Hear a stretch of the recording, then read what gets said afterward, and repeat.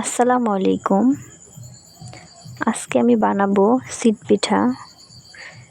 তো এই সিট পিঠাটা আমাদের মুন্সিগঞ্জ এলাকায় খুবই বিখ্যাত। তো আমি চালটা সারা রাত ভিজিয়ে রাখছিলাম। তো এখন আমি ব্লেন্ডারে চালটা ব্লেন্ড করে নেব।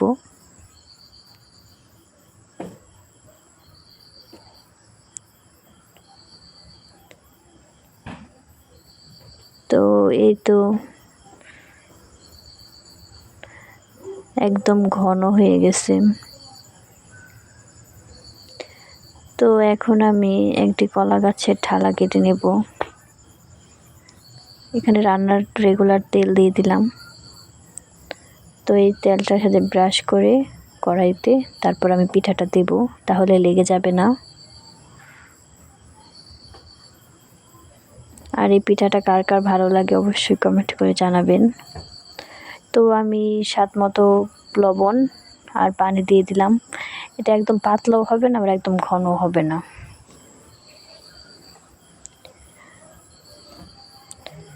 তো এখন আমি সবগুলো পিঠা বানিয়ে নেব। তো অবশ্যই এটা দেওয়ার পর ঢেকে দিবেন। তো এই পিঠাটা গরম থাকা অবস্থায় খেলে মাংস দিয়ে খুবই ভালো লাগে।